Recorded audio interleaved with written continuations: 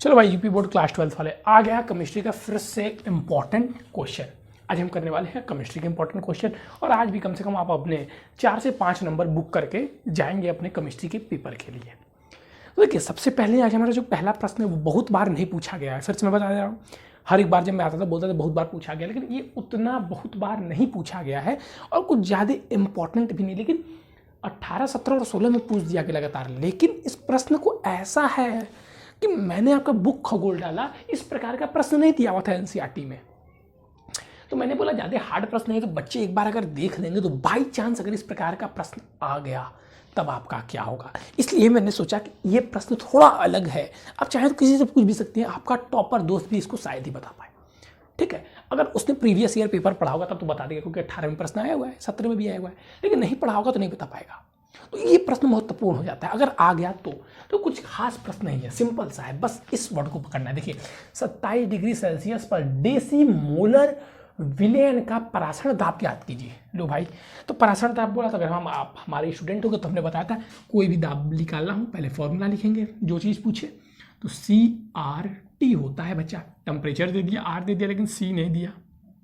लेकिन इसमें कुछ बोला है, डेसीमोलर विलयन। क्या बोला? डेसीमोलर विलयन, यानी कि मोलरता कितनी है? डेसी है। अब डेसी यानी भैया 10 नारे का लिया, 10 नहीं। डेसीमोलर विलयन का मतलब हो गया C बराबर 1/10। बस यही यहाँ पे कॉन्सेप्चुअल ट्रिक था।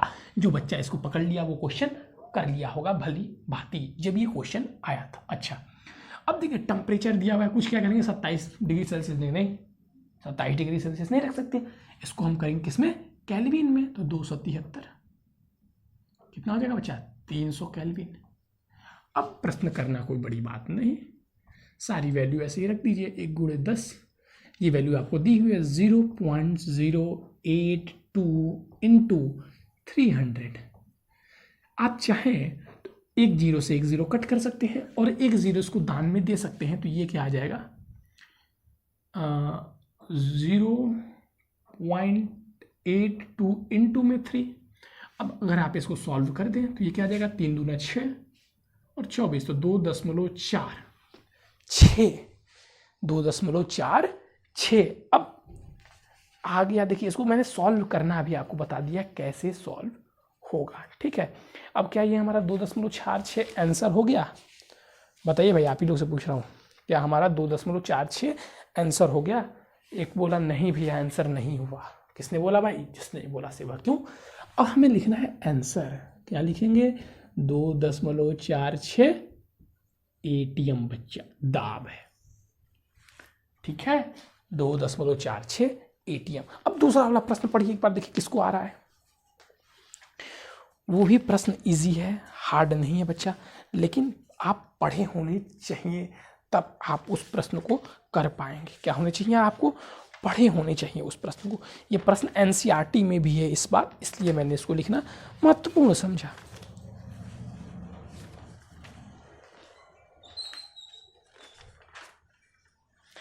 चलिए, अब हम चलते हैं इस प्रश्न की ओर। कुछ ज़्यादा ये प्रश्न हार्ड नहीं है, ट्रिकी क्वेश्चन है, फॉर्मूला बेस्ड क्वेश्चन है। मैंने पहले बताया था केमिस्ट्री में सिर्फ आप फॉर्मूले लिख जाते हैं तो पेपर में आए हुए 75% न्यूमेरिकल आप कर पाएंगे। SOCl2 की क्या बोला है? पास से आना पड़ेगा। हाँ, SOCl2 की इस टाइप में होगी ना, SOCl2 की प्रारंभिक मात्रा की आधी मात्रा वियोजित होने में 60 मिनट का वक्त लगता है। यदि अभिक्रिया प्रथम कोटि की हो तो वेग स्थिरांक की गणना करें। ये क्या हुआ? अब इसमें आपको क्या पढ़ना था कि आधी मात्रा वियोजित होने में 60 मिनट का वक्त लगता है, यानी कि क्या दिया? T½ 60 मिनट, अर्धायु कितना दिया बच्चा? 60 मिनट। अब आपने अगर फॉर्मूला रटा होगा किसका? अर्ध आयु और वेग स्थिरांक में संबंध, तो क्या होता है? K = 0.693/T²। यह आपको सॉल्व करने के लिए भी बोलता है बच्चा, यह आपको सॉल्व करने के लिए भी बोलता है। अब कुछ बच्चे क्या करेंगे, डायरेक्ट यहाँ पे लेके आए 60 रख दिए, लेकिन नहीं, आप चले जाइए थोड़ा सा पीछे। लीटर मोल इनवर्स पर सेकंड होता है फॉर्मूला किसमें होता है? इसका की कमांड सेकंड में, तो पहले इसको सेकंड में चेंज करेंगे। तो तो 60 इंटू 60 सेकेंड। हाँ अब रखिए, अब रखे सर, हाँ अब रखिए, अब रखेंगे हमारा तो क्या आ जाएगा कि इक्वल टू 0.693 अपॉन में 3600 अपॉन में 3600। अब क्या सर, अब कैसे किया जाए, अब कैसे किया जाए प्रश्न भाई, अब तो काटने में प्रॉब्लम होगा। तो एक हद तक अगर हम इसको काटे तो कैसे काटेंगे, 2 जीरो को ऊपर भेज देते हैं, ठीक है। अब इसको हम जीरो के रूप में लिखते हैं तो काटना हमारे लिए इजी हो जाएगा। तो क्या लिखे, 10 के घाते ये क्या हो जाएगा बच्चा, 10 के घाते, इसको देखिए पॉइंट वाले में हम करेंगे, इसीलिए हमको पॉइंट वाला सिखाया जाता है, 1 2 3। तो इसको हम लिख सकते हैं 6.9, क्या लिख सकते हैं 1 2, एक पॉइंट यहाँ पे है ना, तो 6.9 गुणे 10 के घाते -1। अभी मत लिखिए, अभी और देख लीजिए। और यहाँ से हमने भी क्या किया, 3 जीरो इसको लाया, इसको हम क्या लिख सकते हैं 3.6 इंटू 10 के पावर इंटू 10 के पावर 3। अब ये 3 हमने ऊपर लाया तो ये जो -1 था इसमें और प्लस हो जाएगा 3, तो ये क्या हो गया -4 अपॉन में क्या हो गया बच्चा 3.6, 3.6। अब अगर आप इसको कट करते हैं तो 2 बार में ले जाएंगे तो क्या हो जाएगा 7.2 हो जाएगा, अधिक हो जाएगा। तो अब इसको हम कैसे कट करेंगे सर, इसको 1 बार में ले जाइए और 2 बार में क्या जा रहा है 7.2, मतलब थोड़ा सा अधिक, तो इसको लेके चलिए 8 बार में हो गया 1.8 इंटू 10 के पावर -4। मैंने आपको देखिए यहाँ पे बताया किस प्रकार इसको हल करते हैं। अब इसका क्या होगा, मोल लीटर इनवर्स पर सेकंड, यही होगा, यही होगा, बहुत मारेंगे, नहीं होगा, ये शून्य कोटि की अभिक्रिया का है। किसका होगा इसका, बस सेकंड इनवर्स, क्या होगा सेकंड इनवर्स। देखिए मैंने आपको यहाँ पे बताया इसको कट भी कैसे करते हो, और ये बहुत इंपॉर्टेंट है, नहीं मैंने लगाया रहता आधा नंबर जाता, या आपने लिखा रहता मोल लीटर इनवर्स पर सेकंड तब भी आपका आधा नंबर जाता। कैसे कट करते हैं क्वेश्चन ये भी आपको बताए जा सकते हैं कि बोर्ड एग्जाम में अगर आ गया तो कैसे हम कट करेंगे। अब इसको लगेंगे आप 2 3 करने, नहीं 3 5 नहीं, लगभग काटना, मैं बहुत बार बोलता हूँ लगभग में काटना बच्चे। चलिए अब चलेंगे हम नेक्स्ट इंपॉर्टेंट क्वेश्चन की ओर, समझते चलिए, कॉपी में नोट करते चलिए जो तरीके यहाँ बताए जा रहे हैं। देखिए एक साथ कुछ बच्चे कहते हैं वीडियो बनाए सर बताइए कुछ ट्रिक सॉल्व करेंगे, नहीं एक साथ कोई व्यक्ति कितना बता पाएगा, कहीं ना कहीं भूल जाएगा।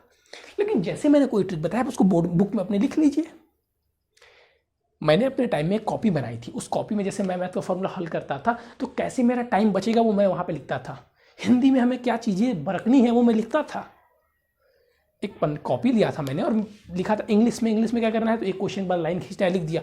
पता नहीं वो चीज़ बाद में हमें याद रहेगी कि नहीं रहेगी, कॉपी देखेंगे तो पता चले कि हाँ ये हमको बोर्ड की कॉपी में करना है। जो चीज़ मैं टेस्ट में गलतियाँ करता था, राइटिंग में हो या फिगर बनाने में हो, वो चीज़ मैं राइट डाउन करता था कॉपियों में, ठीक है, जिससे कि बोर्ड में वो चीज़ गलती ना हो। बोर्ड के पहले एक बार उसको देख लेंगे तो और सुंदर लिख के आएंगे। 2 तरीका हमारे दिमाग में आए कि बोर्ड की कॉपी में ऐसे करेंगे तो उसको एक पन्ने पे लिख लेंगे ताकि वो हमारे पास स्टोर रहे बचा। चलिए अब चलते हैं हम नेक्स्ट क्वेश्चन की ओर।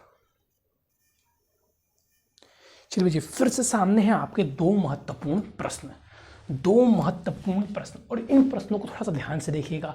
दोनों प्रश्न बहुत ही इंपॉर्टेंट है। प्रत्येक वर्ष या तो ये आएगा या तो ये आएगा, नंबर चेंज हो सकता है, इस बेस पे आएगा या इस बेस पे आएगा, प्रत्येक वर्ष का नियम है, ठीक है। थोड़ा सा आपको यहाँ पे ध्यान देना होगा, थोड़ा सा, क्योंकि मैं जानता हूँ आप ये फॉर्मूला भूल गए होंगे, आपको एक बार ध्यान दें, जिन बच्चों को याद होगा वो तो आसानी से कर पाएंगे। चलिए प्रश्न पढ़ते हैं। 2 द्रव ए तथा बी के वाष्प दाब क्रमशः 80 mm तथा 60 mm है। ए के 3 मोल तथा बी के 2 मोल विलयन पर प्राप्त विलयन का कुल दाब, मतलब विलायक 3 मोल हो गया, ए हो गया, और विलय क्या हो गया, विलय 2 मोल हो गया। और बोल रहा इन दोनों को मिलाकर जो विलयन बनता है उनसे उनका प्राप्त कुल दाब क्या होगा। तो हमको पता है बच्चा कुल दाब क्या हो जाएगा, पीए पर दाब, कुल दाब बराबर पी ए डैश, यानी कि जो विलयन ये 2 मोल का बनेगा उसमें जो पी ए है उसका, और पी बी डैश यानी कि जो विलयन में पी बी है उसका जो दाब होगा, दोनों को अगर मिला दिया जाए तो क्या बन जाएगा, कुल दाब बन जाएगा। अब आपको ये सॉल्व करने से पहले ये पता होना चाहिए पी ए डैश क्या होता है। तो पी ए डैश होता है क्या, सबको पता है जो पढ़ा होगा, P A into x A. X P क्या है, विलयन का दाब, ए का दाब, ए का प्रारंभिक दाब। पी को क्या बोलेंगे यहाँ पे, या इसको पी नॉट बोल दीजिए, पी का प्रारंभिक दाब, एक्स ए मोलंस किसका, ए का। बस सॉल्व कर दीजिए, यहाँ से पी ए निकाल लीजिए, P A dash. P A कितना दिया हुआ है बच्चा, 80 लीजिए भैया। एक्स ए कितना दिया हुआ है, दिया ही नहीं हुआ है, तो क्या करेंगे, निकाल लेंगे, सब तो दिया ही हुआ है। ए कितना है, 3 मोल, तो क्या होता है ए 3 मोल बटे क्या बोलते हैं, किसी पदार्थ की मात्रा बटे विलयन के कुल पदार्थ की मोल की मात्रा। तो विलय की मोल की मात्रा बटे विलयन, 3 और 2 मोल दिया हुआ है बी का। इसको हम हल सॉल्व करते हैं तो ये आ जाएगा 5, 80 गुणे में 3/5, 5 से अगर इसको कट करते हैं तो 1 और 6, तो ये क्या आ जाएगा 6, 32, 48, 48 आ गया हमारा पी ए। इसी प्रकार अब पी बी भी हमें ज्ञात करना पड़ेगा। तो पी बी के लिए भी डायरेक्ट पी बी डैश का भी फॉर्मूला यही होता है, पी बी इंटू में एक्स बी। मैं सही हूँ, पी बी बटे में एक्स बी। किसी को यहाँ पे कोई कन्फ्यूज़न नहीं सर, कोई कन्फ्यूज़न नहीं। तो बस कर दीजिए यहाँ पे भी सॉल्व। तो ये पी बी बटे एक्स बी हो जाएगा। तो पी बी डैश बराबर कितना दिया हुआ है, 60। अब एक्स बी, बी का मोल, बी के मोलों की संख्या 2 बटे विलयन के मोलों की संख्या 2 + 3, तो ये क्या हो जाएगा 60 गुणे में 2/5। फिर कट करेंगे तो कितना आ जाएगा 16, नहीं सॉरी 16, यहाँ पे 80 थोड़ी ना है, 12 और 2 करेंगे तो यहाँ पे 24। अब यहाँ से हमें निकालना था कुल दाब यानी कि P। तो P बराबर क्या हो जाएगा, फॉर्मूला यहाँ पे आप लिखे ही हैं, 48 + 24 टोटल कितना आ जाएगा बच्चा, 60, 72। क्या ये हमारा आंसर है। मैं देखिए सबसे लास्ट में यही पूछता हूँ, क्या ये हमारा आंसर है। नहीं सर, ये हमारा आंसर नहीं है। हमारा आंसर क्या है, P बराबर 72 mm। ये नहीं लिखेंगे तो क्या कट जाएगा, 1 नंबर कट जाएगा। अच्छा, समझ में आया कि नहीं ये वाला प्रश्न, ये वाला प्रश्न समझ में आना बहुत जरूरी है। अब इसी प्रकार के प्रश्न का ठीक जो इसमें उपयोग किया हुआ था, अब इसमें जो उपयोग होगा ना वो ये है, ये तो आप वहाँ पे समझ ही गए हैं क्या होता है। तो यहाँ पर देखेंगे जल में एथिल अल्कोहल। अब पहले तो एथिल अल्कोहल का एक विलयन भार अनुसार 46% है। भार अनुसार मतलब W ग्राम में। विलयन में एथिल अल्कोहल तथा जल के मोल प्रभाज की गणना कीजिए। एथिल अल्कोहल का भी मोल प्रभाज निकालना है और जल का भी मोल प्रभाज निकालना है। बड़ी बेवकूफ़ है, कुछ दिया ही नहीं हमें। मोल प्रभाज क्या हो जाएगा कि जल का मोल प्रभाज होगा जल में मोलों की संख्या बटे विलयन की कुल मोलों की संख्या। तो पहले तो हमें विलयन में तत्व कितने निकालना पड़ेगा, कहाँ से, इतना से। तो कोई भी विलयन कितना होता है 100%। कुल विलयन कितना होगा, कितना होगा 100 ग्राम। भार अनुसार दिया तो हम ग्राम लेते हैं, जिसमें से क्या है एथिल अल्कोहल यानी कि फॉर्मूला लिख देते हैं C2H5OH कितना है 46 ग्राम। तो ये जब 46 ग्राम है भारानुसार मतलब इसको ग्राम में लिख देते हैं, ठीक है, याद रखिएगा। तो जल क्या हो जाएगा H2O बराबर क्या हो जाएगा, यहाँ पे W लिख देते हैं उसके लिए, ठीक है, जिससे भार समझ में आएगा। 100 - 46 = 54। अब मोल निकालने के लिए भार तो मिल गया, और हमें क्या चाहिए मोल निकालने के लिए सर, मोल निकालने के लिए विलय की भार ग्राम में भार बटे बटे बटे बटे बटे बटे बटे अणु भार। तो यहाँ से हमें अणु भार भी निकालना पड़ेगा। हाँ सर, तो इसका अगर हम अणु भार निकालें C2H5OH का अणु भार ये हो जाएगा आपका कितना 12 दूना 24, 6 16 24 6 16 46, ठीक। अब जल का अगर हम निकालें, जल का अणुभार तो सबको याद होगा, जल का अणुभार 18 होता है।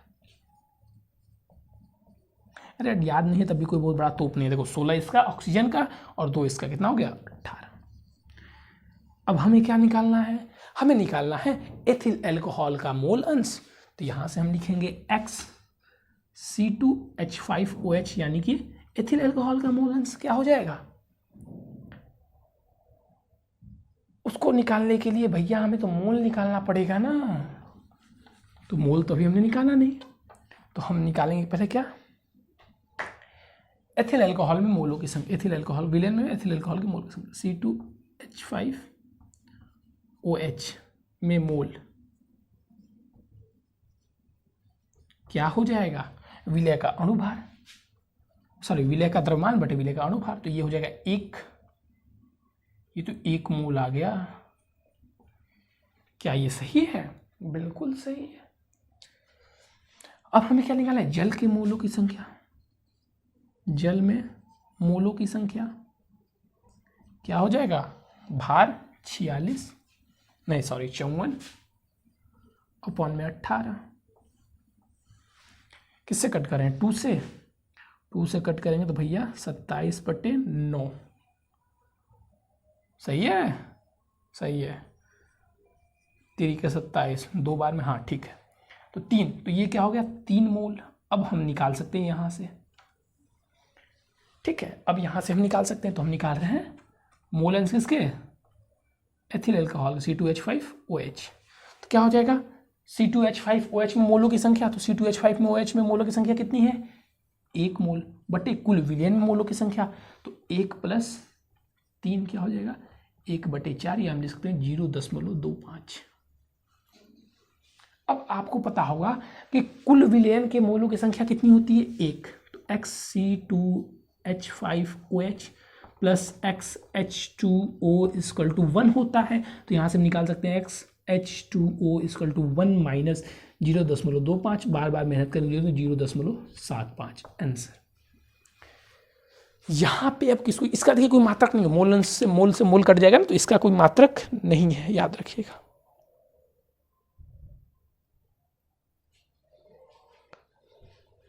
ठीक है,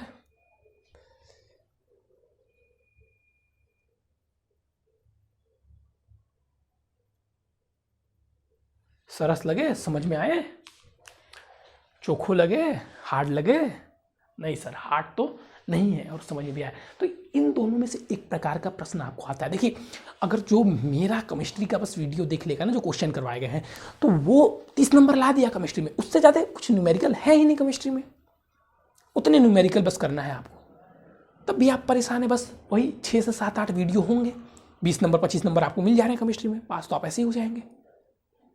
ध्यान दीजिए, जो चीज़ें बताई जा रही है बहुत मेहनत लगता है उसको क्वेश्चन निकालने में, उसको करवाने में, ठीक है। चलिए अब हम चलेंगे कहाँ पे, फिर अपने इंपॉर्टेंट क्वेश्चंस की ओर।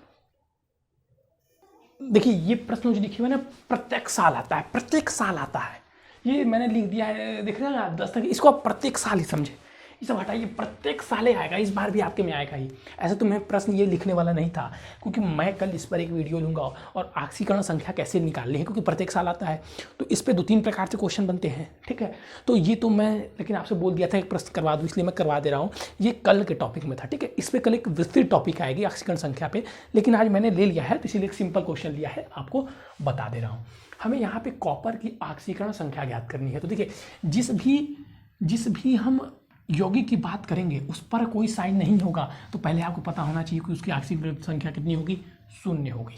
दूसरी चीज जिसका हमें ज्ञात करना है उसका हम x ले लेंगे, प्लस अब इसकी कितनी होती है, तो 4 गुणे में इसका वैलेंसी 0, प्लस इसकी कितनी होती है, तो ये क्या है 1, और इसकी होती है -2, तो यहाँ से हम निकाल सकते हैं x प्लस x, और ये तो 0 हो गया, -2 = 0, तो x की वैल्यू कितनी आ गई 2, तो x की यानी कि कॉपर की ऑक्सीकरण